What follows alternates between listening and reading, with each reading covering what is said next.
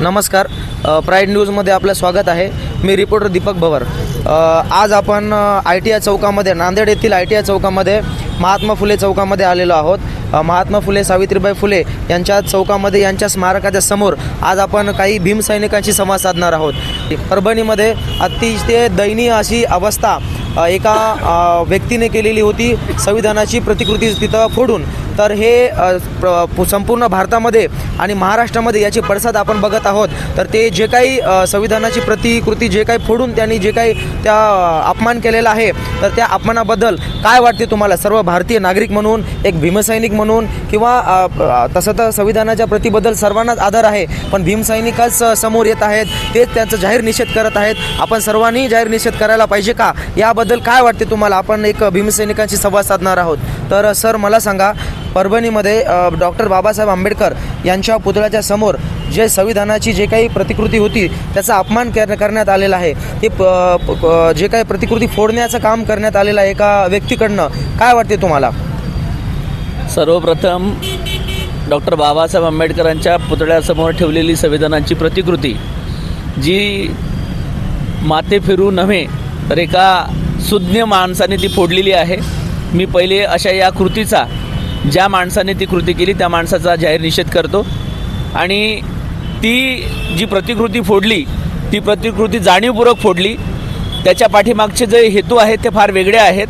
संविधानाचा जो गाभा आहे तो या देशाने आजपर्यंत मानला नाही आणि संविधानाची जागृती या लोकांमध्ये अद्यापर्यंत झाली नाही। आणि म्हणून एका माथे फिरूने नव्हे तर एका सुज्ञान माणसाने या संविधानाचा अपमान केलेला आहे। आणि म्हणून अशा या संविधानाचा अपमान करणाऱ्या या माणसाचा मी पहिले निषेध करतो। आणि भीमसैनिक म्हणून डॉक्टर बाबासाहेब आंबेडकरांची जी अथक परिश्रम आणि बाबासाहेब आंबेडकरांनी केलेले जे काही या भारतीयावर उपकार आहेत, ते भारताचे उपकार आपण सर्वांनी मानले पाहिजे। यासाठी अशा कृती पुन्हा होऊ नये यासाठी प्रशासनाने दक्षता घेतली पाहिजे असं मला वाटतं। निश्चितच सर।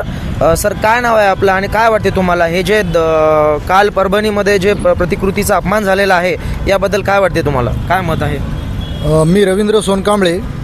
सर्वप्रथम परभणीमध्ये जे घडलेलं आहे त्या सर्व घटनेबद्दल मी तिथल्या पोलीस प्रशासनाचा जाहीर निषेध करतो। कारण का, संविधानाचा अपमान म्हणजे या देशामध्ये सर्वसामान्याचा, सर्व नागरिकाचा अपमान आहे। आणि हा भारत देशाचा नागरिक संविधानाचा अपमान कोणी सहन करून घेणार नाही। म्हणून तिथला जे काही जमाव असेल, आंबेडकरवादी समूह असेल, त्या ठिकाणी सर्वप्रथम त्या अपमानाचा बदला म्हणून ज्या मनोरुग्णांनी, जो मनोरुग्ण नसून तो चांगला व्यक्ती आहे आणि ते सगळ्याच्या डोळ्यासमोर घडलेलं आहे, ते पाहून त्या जमावांनी त्यांना जमवून आणि पकडून पोलीस प्रशासनाच्या हवाली केला असतानासुद्धा पोलीस प्रशासन त्याच्यावर गुन्हा दाखल केलेला नाही आणि आतापर्यंत गुन्हा दाखल झालेला नाही। उलट त्या ठिकाणी तो माथेपुरी होता म्हणून आंबेडकर चळवळीचा एक कार्यकर्ता धरून त्या ठिकाणी एका गुन्हेगाराला मारल्यासारखं त्या ठिकाणी मारत आहेत। म्हणून पुन्हा एकदा मी तिथल्या पोलीस प्रशासनाचा जाहीर निषेध करतो। आणि समस्त आंबेडकर चळवळीचा असेल, देशातील संपूर्ण नागरिकाचा असेल, ज्या भावना दुखवलेल्या आहेत ह्या भावनेचा उद्रेक तर होणारच आहे, ते काही थांबणार नाही। आणि मी या ठिकाणी पुन्हा परत एकदा जाहीर निषेध करतो, थांबतो। धन्यवाद दादा। सर, काय नाव आहे आपलं आणि जे परभणीमध्ये जे काल जे प्रकार घडलेला आहे त्या प्रकाराबद्दल काय वाटते तुम्हाला? तो खरंच माथे फिरू व्यक्ती होता का, मनोरुग्ण आहे का, काय वाटते तुम्हाला? या सर्व प्रकारांकडे तुम्ही कशा नजरेनं, कोण्या दृष्टिकोनातून पाहता? मी इंजिनियर प्रशांत इंगोले। जी परभणीत जी घटना घडली त्याचा आम्ही पहिल्यांदा तर जाहीर निषेध करतो। कारण हा माथेफिरू आहे की नाही, त्याला कोणी मेडिकल सर्टिफिकेट आहे का, किंवा तुमचा मीडिया सांगतं की ते माथेफिरू होता, तुमच्याकडे काय त्याचं मनोरुग्णाचं प्रमाणपत्र आहे का, हे तपासलं पाहिजे। आणि या मागं कोणाचं काय षडयंत्र आहे? आता आम्ही वंचित बहुजन आघाडीचे कार्यकर्ते होतो, आम्ही माथेफिरू आहे की नाही पोलिसांनी हे केलं पाहिजे। ज्या प्रत्येक पुतळ्याला पोलिसांची गस्त असते तिथं सिक्युरिटी गार्ड असतो। एवढी मोठी जी संविधानाची प्रत, याला ते नुकसान करतं आहे, तर कुठल्याही भारतीयांना, कुठल्याही संविधानप्रेमीला की त्याबद्दल द्वेषच वाटणारे, राग येणारे। म्हणून तिथल्या काही भीमसैनिकांनी त्यांचा राग, म्हणजे भीमसैनिक हा संविधानप्रेमी असल्यामुळे त्याला राग आला, त्या रागाच्या भरात त्यांनी जे काही केले असेल घटना, ते संविधानप्रेमी लोक आहेत आणि संविधानप्रेमी म्हणजे आपल्या जर भारत देशाचा जो आपला तिरंगा आहे, तिरंगाचा कोणी अपमान करत असेल तर आपण सगळे सहन करणार आहात का? तशीच ती आपली संविधानाची प्रतिकृती होती, तिची जर विटंबना कोणी करणार असेल, इथला कोणी सुजान जो भारतीय तो ती विटंबना सहन करणार नाही. म्हणून जे आज पोलीस प्रशासन आरोपी करत आहे काही भीमसैनिकांना, ते अतिशय चुकी आहे. ते भीमसैनिक आरोपी नाहीत, ते संविधानप्रेमी लोक आहेत आणि ते संविधानाबद्दल कधीच खपून घेणार नाहीत त्याची विटंबना, असं आम्हाला वाटते. आणि माथे फिरू म्हणून असं मीडियामध्ये चुकीचं प्रसार न करता तो कोण आहे, मनोरुग्ण आहे का, त्याच्याकडे प्रमाणपत्र आहे का, याची तपासणी केली पाहिजे. का त्याच्या पाठीमाग कुणाचं षडयंत्र आहे का, RSSवाल्यांचं BJPवाल्यांचं षडयंत्र आहे का, हे आपण बघितलं पाहिजे आणि याची सखोल चौकशी करून या घटनेला गांभीर्याने घेतलं पाहिजे. आणि अशी घटना भीमसैनिक, या भारतावर प्रेम करणारे जे भीमसैनिक आहेत ते कदापि सहन करणार नाहीत. सर, अजून एक प्रश्न आहे की समजा आता आपल्या महाराष्ट्रामध्ये भरपूर महापुरुषांचे पुतळे आहेत, तर तुम्हाला काय वाटते की एखाद्या पुतळ्यासमोर एखादा गार्ड असायला पाहिजे जे की 24 तास त्या पुतळ्याची तो संरक्षण करेल, असाच एखादा माती फिरू येऊन त्या पुतळ्याला डॅमेज करू शकणार नाही किंवा अपमान नाही करू शकत, असं काय वाटते तुम्हाला की त्या पुतळ्याला संरक्षण दिलं पाहिजे का? खरंच इथं प्रत्येक पुतळ्याला हे संरक्षण दिले पाहिजे, ते सिक्युरिटी गार्ड राहायला पाहिजे, ती CCTV कॅमेरे राहिले पाहिजे, जेणेकरून अशा घटना आपल्याला टाळता येतील. जर CCTV कॅमेरे का बंद आहेत, बंद ठेवणाऱ्या अधिकाऱ्याला पहिल्यांदा सस्पेंड केलं पाहिजे. जो कोणी गार्डची ड्युटी लावली नसेल त्याला सस्पेंड केलं पाहिजे. जो बीट जमादार असेल त्याची गस्त घालण्याची ड्युटी आहे प्रत्येक पोलीस स्टेशनच्या अंतर्गत. त्या पोलीस स्टेशनच्या बीट जमादार जो कोणी ड्युटीवर कर्तव्यावर असेल त्याला पहिल्यांदा निलंबित केलं पाहिजे. इथून सुरुवात प्रशासनाने केली पाहिजे असं आम्हाला वाटतं. धन्यवाद प्रशांतजी इंगोले सर. बंतीजी, काल हिंगोलीमध्ये खूपच दयनीय असा प्रकार घडलेला आहे. संविधानाची प्रतिकृती एका व्यक्तीने तोडून फोडून अपमान केलेला आहे, त्याला सोपंही दिलेलं आहे काही भीमसैनिकांनी. तर काय वाटते तुम्हाला, या कोणत्या दृष्टिकोनातून या सगळ्या प्रकाराकडे पाहता आपण? जी घटना घडलेली आहे, ज्या भारतीय संविधानाचे शिल्पकार बोधिसत्व डॉक्टर बाबासाहेब आंबेडकर यांनी अतिशय म्हणजे परिश्रमामधून 2 वर्ष 11 महिने 17 दिवस जे भारतीय संविधान लिहिण्यासाठी लागलेले आहेत. सर्व भारताची राष्ट्रीय एकात्मता टिकून राहावी याच्यासाठी डॉक्टर बाबासाहेब आंबेडकरांनी त्याच्यामध्ये काही मूल्ये टाकलेली आहेत: स्वातंत्र्य, समता, बंधुत्व आणि न्याय. आणि याच चतुर्सूत्रीवर हा समग्र भारत म्हणजे एकत्रित असलेला आपल्याला बघायला मिळतोय. आणि त्या प्रास्ताविकाची तोडफोड करणं हा देशद्रोहासारखा गुन्हा त्या गुन्हेगाराकडून घडलेला आहे. आणि आज म्हणजे जे महाराष्ट्र केवळ शांत आहे ते केवळ श्रद्धेय ॲडव्होकेट बाळासाहेब आंबेडकर यांनी शांततेचं आव्हान केलं. कायदा सुव्यवस्था बिघडणार नाही याची आंबेडकरी समाजाने काळजी घेतली पाहिजे, म्हणून हा महाराष्ट्र शांत आहे. नाहीतर हा महाराष्ट्र आतापर्यंत कधीच पेटून राखरांगोळ झाला असता. प्रशासनाने या विषयाकडे गांभीर्याने बघावं आणि जो आरोपी आहे त्याच्या पाठीमागे कोण कोण आहेत, कुणाचे हात आहेत, यांनासुद्धा वेळीच म्हणजे त्याचा शोध घेऊन अशा गुन्हेगारांना ताब्यात घ्यावं आणि देशद्रोहाचा खटला त्याच्यावर चालवून म्हणजे अशांना आजीवनभरासाठी कैद झाली पाहिजे ही आम्हाला वाटते. आणि आंबेडकरी समाज हा संविधान प्रेमी आहे. आम्ही असं म्हणत नाहीत की भारतातल्या लोकांना भारतीय संविधानाबद्दल प्रेम आहे, परंतु आंबेडकरी समाजाचं हे जास्त प्रेम आहे. त्याच्यामुळं काल जी घटना घडलेली आहे तर ती परभणीत जे काही 9 तरुण होते यांनी ती संविधानावर जास्त प्रेम असल्या कारणाने, देशावर प्रेम असल्या कारणाने काही घटना तिथं छोट्याशा घडल्या होत्या. तो विषय तिथं संपवायला पाहिजे होता, परंतु पोलीस प्रशासनाकडून जे काही तिथल्या आंबेडकरी चळवळीतील युवकांवर लाठी हल्ला झालेला आहे त्याही गोष्टीचा या ठिकाणावर निषेध झाला पाहिजे. आणि दुसरी गोष्ट जे कोम्बिंग ऑपरेशन झालेलं आहे, कारण पोलीस प्रशासन डायरेक्ट आंबेडकरी घरांमध्ये, आंबेडकरी लोकांच्या घरामध्ये घुसून नवयुवकांना उचलून जे घेऊन जाते त्यांच्यावर गुन्हे दाखल करत आहे, ही गोष्ट योग्य नाही. जे कोणी गुन्हेगार असतील, तोडफोड करणारे, जाळपोळ करणारे असतील ते आंबेडकरी समाजातलेच आहेत हे कशावरून? त्याच्यामध्ये दुसरे कुणी घुसू शकतात. त्याच्यामुळं खऱ्या गुन्हेगाराला पकडलं पाहिजे आणि त्याला कठोर म्हणजे दंडही झाला पाहिजे.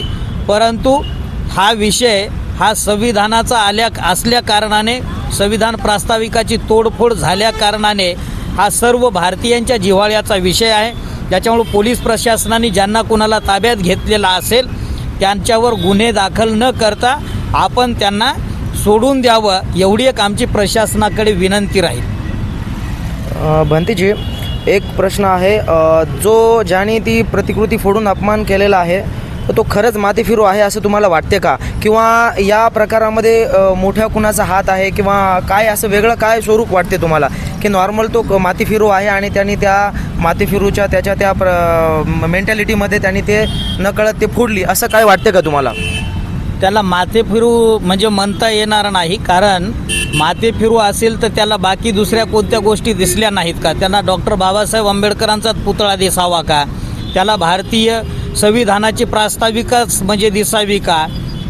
मला वाटतं हे कुठल्या तरी जातीय मानसिकतेतून हा घडलेला प्रकार आहे, जे की संविधानाचा द्वेष करणाऱ्या मानसिकतेतून हा द्वेष घडलेला आहे. कारण याच्या अगोदरसुद्धा काही प्रतिनिधित्व करणारे MLA जे कोणी निवडून गेलेले असतील, याच्या अगोदर काही लोकांचे स्टेटमेंट म्हणजे असं होतं की भारताचं संविधान बदलवण्यासाठी आम्ही म्हणजे निवडून आलेलो आहोत. म्हणजे ही जी मानसिकता इथं रुजवण्याचं काम काही जातीय शक्त्या इथं करत आहेत, या जातीयवादी शक्त्यांना म्हणजे वेळीच आळा घालणं गरजेचं आहे.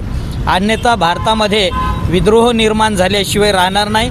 देश अशांततेकडे जाईल आणि याच्यामध्ये सर्व भारतीय नागरिकांचं नुकसान होणार आहे. त्याच्यामुळं हा देश जर शांततेमध्ये जर ठेवायचा असेल तर भारतीय संविधानाचं संरक्षण झालं पाहिजे आणि प्रशासनाने अशा गुन्हेगारांना वेळीच म्हणजे आळा घातला पाहिजे, एवढं आम्हाला वाटते. धन्यवाद भंतेजी, आपण आपले विचार इथं मांडलेले आहेत. सर, काय वाटते दादा तुम्हाला? काल जे प्रकार हिंगोलीमध्ये घडलेला आहे तो त्या प्रकाराबद्दल काय वाटते तुम्हाला? जो परभणीमध्ये जी घटना घडलेली आहे, प्रथमतः त्या घटनेचा आम्ही ते जाहीर निषेध करता. जेव्हा देवेंद्र फडणवीस नावाचा जो मनुवादी मुख्यमंत्री या महाराष्ट्र राज्याचा मुख्यमंत्री बनतो तेव्हा बौद्ध असतील, दलित असतील, आदिवासी असतील व मुस्लिम असतील याच्यावरील अत्याचाराच्या घटना या दिवसेंदिवस वाढत असतात. मागे भीमा कोरेगावची घटना असेल, मग आता परभणीची घटना असेल, हे त्याच्या जे काही वैचारिक एजेंड्यामध्येच दलित बौद्ध हे त्याच्या टार्गेटवरच राहिलेले आहेत. बाबासाहेब आंबेडकरांच्या प्रतिमेचं आणि संविधानाच्या जे काही प्रतिकृती आहे तिची विटंबना हे एक त्यांनी आंबेडकरी समाजाच्या नस तपासण्याचा एक प्रयत्न केला की हे लोक जागृत आहात की यात, कारण त्यांनी याच्यामार्फत त्याचा मोठा एजेंडा होता की भारतीय संविधान बदलण्याचा असेल व UMच्या मार्फत जे काही त्यांनी हौदास माचवलेला आहे, जे काही मोठ्या प्रमाणामध्ये लोकशाहीची हत्या करायला येतं, त्या हत्येचं आणि त्याच्या विरोधामध्ये जे काही वंचित बहुजन समाज आहे जे पेटून उठलेला आहे, तर त्या प्रकरणाला दाबण्याचं जे त्यांचं एक षडयंत्र होतं आणि त्या षडयंत्राला आंबेडकरी समाजाने हाणून पाडलेलं आहे. परभणीमध्ये जे काही हिंसा झाली त्या हिंसेचं समर्थन होत नाही, पण पोलिसांकडून जी काय भयानक अशी हिंसा तिथं सध्या चालू आहे त्या हिंसेचं सुद्धा आम्ही समर्थन करत नाही, त्या हिंसेचा विरोध करतो. पोलिसांकडून प्रशासकीय हिंसा इथं असणारा मुख्यमंत्री राबवत आहे आणि मोठ्या प्रमाणावरती आंबेडकरी तरुण असतील, महिला असतील, युवक युवती असतील याच्यावरती गुन्हे दाखल करण्याचं काम करत आहे. त्या सर्व गुन्हे त्यांनी मागे घ्यावे आणि जो काही आरोपी आहे त्याच्यावरती देशद्रोहाचा खटला दाखल करावा आणि त्याचं नागरिकत्व जे भारताचं नागरिकत्व आहे त्याचं नागरिकत्व रद्द करण्यात यावं. कारण याच्या आधीसुद्धा सुप्रीम कोर्टाने निर्णय देत असताना जो कोणी संविधानाला जाळेल त्याचं नागरिकत्व रद्द करण्याचा त्यांनी निर्णय घेतलेला आहे. ह्या माणसाचं सुद्धा नागरिकत्व रद्द केलं पाहिजे आणि त्याला जे काही कठीण शासन करता येईल ते शासन केलं पाहिजे. धन्यवाद दादा. सर, काय वाटते तुम्हाला? काल परभणीमध्ये जो प्रकार घडलेला आहे त्या प्रकाराबद्दल काय वाटते तुम्हाला? मी प्रभू सावंत. परभणीमध्ये जे काल काही घटना घडली त्या घटनेचा मी निषेध करतो. अशा प्रकारचं हे कोबिंग ऑपरेशन जे होत असते किंवा लाठीचार्ज जो होतो तो गृहमंत्र्याला विश्वासात घेतल्याशिवाय होत नाही. गृहमंत्र्याच्या आदेशाने अशा प्रकारचं पोलीस ॲक्शन घेत असतात. तर माझ्या मते हा देवेंद्र फडणवीस नावाचा जो माणूस आहे तर त्याच्या कारकिर्दीमध्ये अशा प्रकारचे दलितांवर लाठीचार किंवा अशा प्रकारचे अन्याय हा जातीवादी RSSचा माणूस आहे आणि म्हणून परभणीमधला जो लाठीचार आहे तो लाठीचार फक्त आंबेडकरी जो जनसमुदाय होता, जो तरुण वर्ग जे होता, त्या वर्गांनी जे घटनेचा आधार म्हणून, निषेध म्हणून जे आंदोलन तीव्रतेनं अशा प्रकारचा विरोध करायचा प्रयत्न केला, तर त्यांचं मनोबल खचलं पाहिजे म्हणून एवढा लाठीचार करायची आवश्यकता नव्हती.